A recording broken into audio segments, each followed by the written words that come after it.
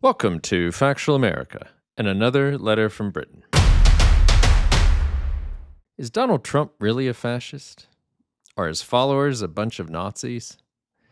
We at Factual America podcast first toyed with the idea of tackling this topic a year ago, when then presidential candidate Kamala Harris, who's now back in the news, by the way, proving yet again why she made a horrible candidate.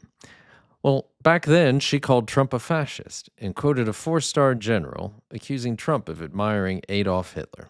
Donald Trump's former chief of staff, John Kelly, a retired four-star general, confirmed that he said he wanted generals like Adolf Hitler had. That Donald Trump is someone who, I quote, certainly falls into the general definition of fascist. Possibly to no one's surprise during the heat of the campaign, and literally on the same day as Harris's speech. I'm sure that's purely coincidental, by the way. The New York Times ran a profile of Robert Paxton, America's leading academic scholar on the subject of fascism. It seems that Paxton has changed his mind and decided that Trump is indeed a fascist, which warranted a 4,000-word article. The Times led the article, noting that Paxton's 1972 book on Vichy France became again, quote, freshly relevant when Donald Trump closed in on the Republican nomination in 2016. You get the picture.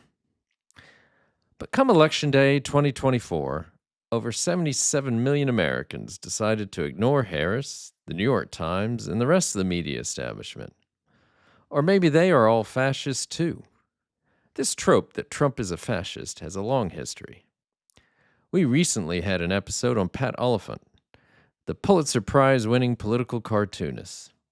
What I hadn't realized is that he actually came out of retirement in early 2017 just to release a cartoon only days after Trump became president, showing him admiring himself in a mirror as a jackbooted thug, replete with a swastika armband. But it was not just those on the left who entertained such ideas. In a private message to his old college roommate during the 2016 election, J.D. Vance noted that he was going, quote, back and forth between thinking Trump is a cynical a-hole, like Nixon, who wouldn't be that bad, and might even prove useful, or that he's America's Hitler.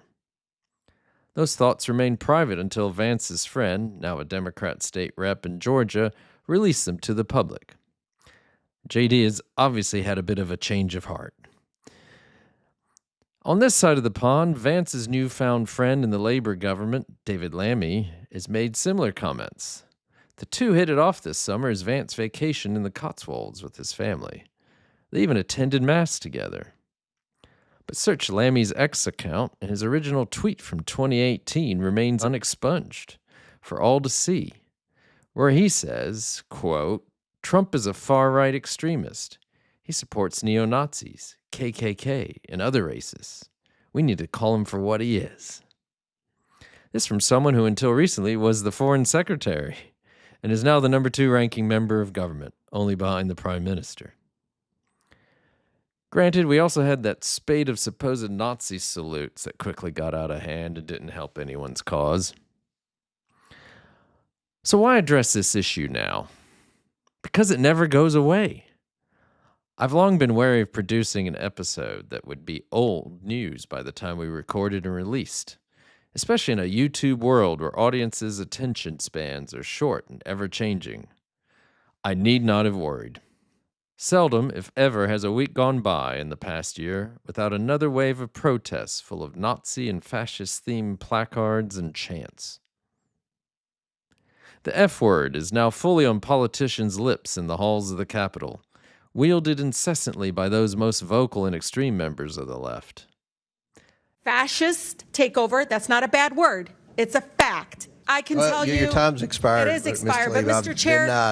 She's going to refer to me and some of my colleagues. Mr. Donald. We were from the Third Reich. This is insane. Do I look like a member of the Third Reich to you, Ms. Tlaib? Is that what I look like to you? Is that what you think? No, that's unethical. I think it's radical and I think it's insane. Indeed, Democrats continue to increasingly double down on the fascist narrative, in perfect negative correlation with their falling support in opinion polls. And then, over the weekend, we had the memorial service for Charlie Kirk, attended by President Trump and a host of right-wing figures and politicians. And sure enough, some on the left went viral with their posts, equating the rally with the Nuremberg rallies of the 1930s. Look, that service was not to everyone's liking for sure. And Donald Trump in particular did not come off well, calling for revenge and even deriding those who preach forgiveness, as Kirk's widow Erica did so eloquently. But a Nazi rally? Really? AI-generated videos of the Fuhrer preaching forgiveness? And I shall forgive my enemies. We shall all forgive our enemies. We shall forgive the Judens and provide mercy. Come on. It's just plain lame. In fact, the terms fascist and Nazi have become so devoid of meaning lately that wielding them is probably an insult to real fascists and Nazis. It should probably be no surprise, then, that those on the right have now decided to lean into those terms, much like other groups who have tried to reappropriate epithets used to deride or mock them. As a nation, the U.S. has been here many times before, unfortunately. The use of extreme labels like dictator and fascist in American politics is not a phenomenon unique to the Trump era, and indeed is as American as apple pie. In America, using such labels is a long-standing tactic used to delegitimize political opponents who are perceived as upending the system, much like the disruptor-in-chief. For instance, the Democrat President Franklin Roosevelt's New Deal policies and his attempts to centralize power were met with vehement criticism. His critics accused him of being a dictator, a socialist, or even a communist. These accusations centered on the belief that his actions represented an unconstitutional overreach of executive authority, threatening to lead the country toward a dictatorship. Does that sound familiar? Similarly, the Louisiana governor and Senator Huey Long, also a Democrat and known as the Kingfish, and who was seen as a potential presidential rival to FDR, was widely labeled a Hitler and a fascist by contemporaries. Long's opponents argued that his concentration of power and his populist share our wealth program were dangerously radical. At the same time, Long was also accused of being a communist by more conservative politicians, who called him Lenin, Trotsky, or my personal favorite, Karl Marx of the Hillbillies. It probably shouldn't surprise that he was assassinated by the son of a political opponent almost exactly 90 years ago, in an echo of the political violence again on the rise in America. But take a look again. Long was labeled a Hitler, less than a year after the real Hitler had effectively become a dictator, and before he had started a world war and slaughtered millions of people, and instigated and carried out the Holocaust. Look, do I think Trump demonstrates authoritarian tendencies? Of course. And are some on the right too quick to label opponents communists? Sure. And is Trump's rhetoric unnecessarily inflammatory? Without a doubt. Maybe the real question is, what even is fascism? Does anyone really know these days? Go use a large language learning model. I did, if you will, and with the correct prompt, you too can find all you need to know about fascism and a list of common characteristics. You need a dictator and an autocrat. Is Trump pushing the limits of the imperial presidency and trying to centralize power? Sure. But certainly his predecessors, especially in recent years, have. And is he a dictator and autocrat? You'd have to say no, I think. Is he relying on militarism and violence to rejuvenate the country? No, and sending the National Guard to police the streets, no matter how troubling to some and potentially extra-constitutional, does not count in my book. And most Americans agree with him, if recent polls are to be believed. Does he try to suppress the opposition? Well, you could argue he has some contempt for electoral democracy, certainly, and his critics would rightly point to 2020, January 6th, and his recent responses to criticism by public figures and the media. Is he in favor of state control of the economy? No, he's mostly anti-statist in his economic leadings. Does he partake in enemy rhetoric? Sure, maybe it is his rhetoric that gets him in trouble as he blames his opponents and some groups for society's ills. It's probably his worst feature, to be honest, but unless you think words are violence, then it is probably safe to say his bark is much worse than his bite. If anything, it has been the rhetoric on the left that has been more dangerous of late. And we've discussed that on this podcast. Does he preach a brand of extreme nationalism and racial purity while pushing for a militarization and creation of a heavily regimented society? Is he creating a cult of the leader? Look, Trump probably likes no one else better than himself. Yes, there's some Donald worship on the right that can be unseemly.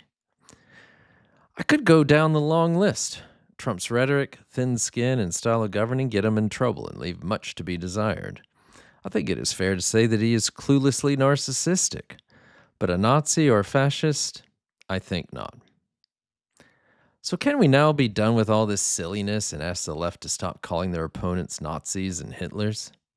It's an insult to the victims of fascism.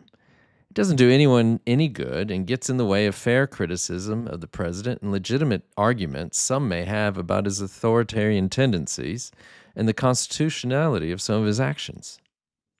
And besides, it's no fun. I've already said it, it's lame. This whole series of events got me thinking back to my own childhood in Texas in the 1970s, when you could throw around the term Hitler as more of a joke to insult your friends. When sitcoms and comedy films featured Nazis, often played by Jewish actors and directed by Jews. I'm talking to you, Mel Brooks. Little Hitler, what you doing? Is the passion inflamed again? And musicians like Nick Lowe could write some songs like Little Hitler, and it would bring a bemused smile to most people's faces.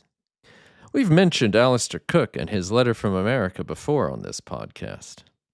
In his letter from February 22nd, 1952, George Washington's birthday, Cooke meditates on history and how figures are perceived over time.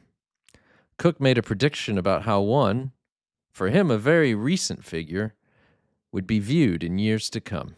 Quote, I suppose 300 or 400 years from now, Hitler's mustache and salute will still be laughed at, Cooke said. And people will think of him as a comic villain, something like Guy Fawkes. Maybe never words from such a sage, aged seemingly so poorly, given where we find ourselves. And even Guy Fawkes, nearly 420 years later, has been reinterpreted as a hero in modern culture. Our society has lost the ability to use humor to turn the prevailing narrative on its head, regain agency over horrible periods of history, or diffuse difficult, polarizing issues. Indeed, the current situation is undermining our knowledge of history and is limiting our ability to talk to each other and actually find solutions to the problems that ail our countries. We seem to have lost something in the years since Cooke made his comments. Maybe we can get it back. This is Factual America, signing off. Thanks for listening to Factual America. Please subscribe and like us and share us with friends and family. Find us on YouTube, social media, and factualamerica.com. This is Matthew Sherwood, signing off.